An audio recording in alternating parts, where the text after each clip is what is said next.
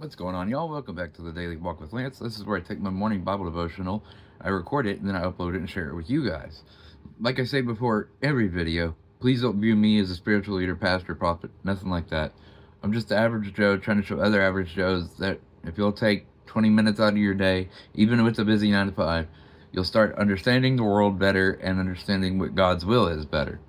I make these 10-minute videos, 15-minute videos, but you need to be in the Bible for and learning it for yourself, and then coming to people like me, asking questions, talking about what verses mean or don't mean.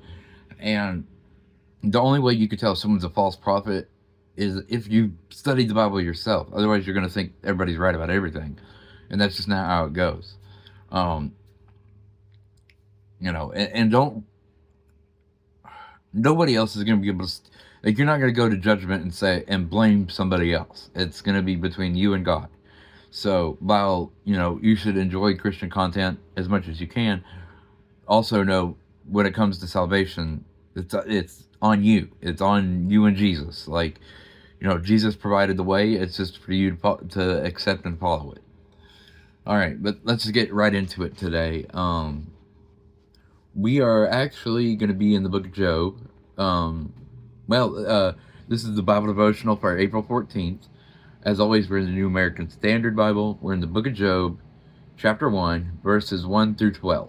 And this is kind of like an introduction to who Job was and what God and the devil talked about.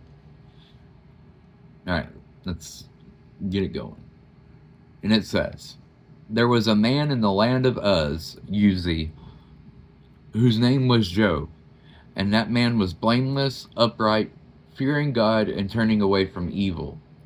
7 sons and 3 daughters were born to him. His possessions were 7,000 sheep, 3,000 camels, 500 yoke of oxen, 500 female donkeys, and very many servants. And that man was the greatest of all the men of the East. His sons used to go up and hold a feast in the house of each one on his day. And they would send word and invite their 3 sisters to eat and drink with them. When the days of feasting had completed their cycle, Job would send word to them and consecrate them, getting up early in the morning and offering burnt offerings according to the number of them all. For Job said, 'Perhaps my sons have sinned and cursed God in their hearts.' Job did so continually. Now there was a day when the sons of God came to present themselves before the Lord, and Satan also came among them. The Lord said to Satan, 'From where do you come?' Satan answered the Lord and said, 'From roaming on the earth and walking around on it.' The Lord said to Satan, 'Have you considered my servant Job? For there is no one like him on the earth, a blameless and upright man, fearing God and turning away from evil.' Then Satan answered the Lord, 'Does Job fear God for nothing? Have you not made a fence around him and his house and all that he has on every side? You have blessed the work of his hands, and his possessions have increased in the land. But reach out with your hand now and touch all that he has. He will certainly curse you to your face.' Then the Lord said to Satan, 'Behold, all that he has is in your power. Only do not reach out and put your hands on him.' So Satan departed from the presence of the Lord." And again, that is Job chapter 1, verses 1 through 12. And like I said, this is the introduction to Job and who he was. And explaining that God had blessed him because of how good Job had been, that he had followed the commandments basically flawlessly, that he even tried to make amends for even what his kids would do. And, so he obviously had favor with God. And the one thing God tells us is God can take, and God can give, and God can take. And so God had given, because, this man, like I said, he was nearly flawless. No man is flawless, but he was about as close as it gets. And so Satan, being Satan, always wants to ruin things like that. But God knew Job. God knew no matter what happened, Job would still follow him. And so that's why God, like, this is why you hear some pastors say sometimes a trial or tribulation is because God knows you can do it, because God knows you can get through it, and it's just up to you to do it. Because we know even further down where Job is, he's obviously angry, but he's not in a sinful anger. He cries out to God like, why? Why is all this going on? And then God reminds him who God is. And then he said, you're right. And then he gives Job back everything that he lost. And so it's like I said yesterday. God wants you to be honest with him. He already knows what your heart is. So be honest about it. Say, I don't get it. I don't understand. I'm angry because I don't understand. And show me what you want. Show me what this is. That's what he wants from us. And let's actually get into my notes here. All right, so it introduces. This is obviously the introduction to Job. He's a wealthy and blameless man, and we know that even being wealthy makes it even harder to be to be a righteous kind of person. We know that. I can't remember what the passage is. Google the passage, but it talks about how it'll be easier for a beggar to enter heaven than it will be a rich man.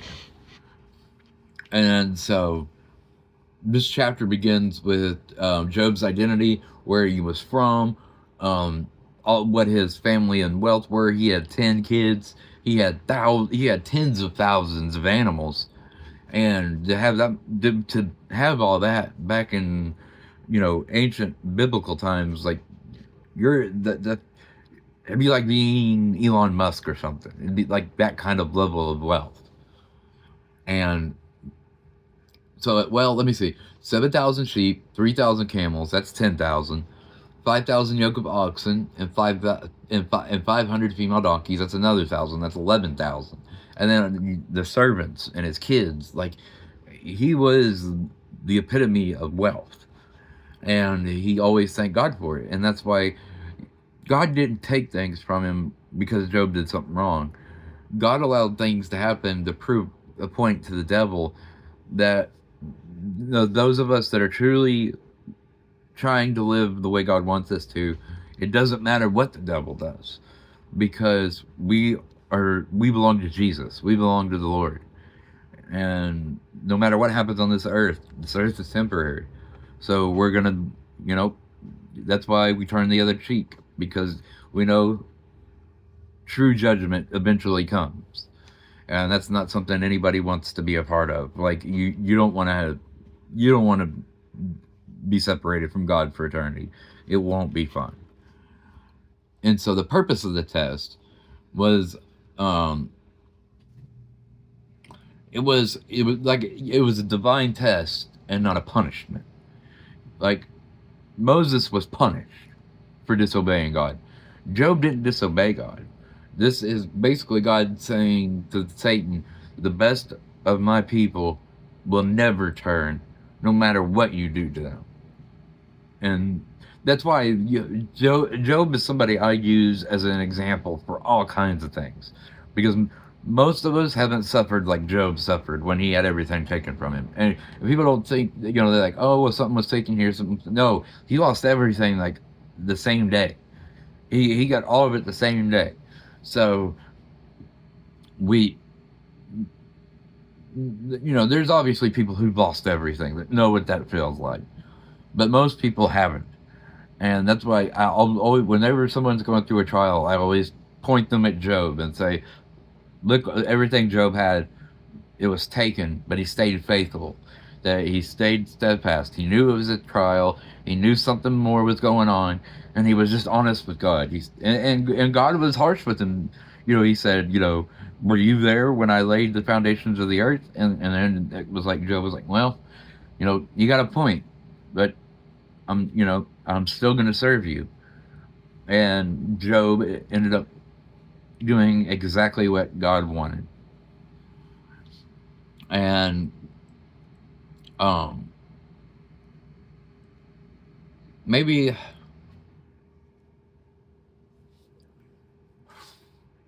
like I said, he was one of the most righteous people to ever be. There's not many other even comparisons, because like I said, it wasn't like Job was good mostly, but then he did some, some major bad thing like Moses did, or like King David did when what's her name? Was it Bathsheba? When he wanted the woman that was married, you know, Job didn't have anything like that. So when you're going through a trial or tribulation, you're like, and you think, does God even care? We get sometimes your trial is He knows you can handle it, and He's trying to brag about you. So I think it was Pastor Philip Anthony Mitchell out of Atlanta that said, "Don't disappoint your Father when He's bragging on you. Stay steadfast, stay strong, and keep going." All right, y'all. If this is the first time one of my videos, if you would, please drop me a follow, hit that like button, share the video. I don't say that just to be a grifter. I say that because the only way small channels can get any algorithmic push is through interaction. So don't do that just for me. Do that for anybody that you enjoy their content, because outside of prayer, that's the best way you can help us. All right, y'all. I have a game today, so no stream today. Depending on how sore I am tomorrow, probably a stream for sure tomorrow. Or at least I'm going to put all my effort into one.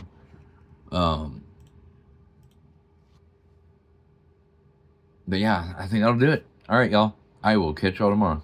Peace.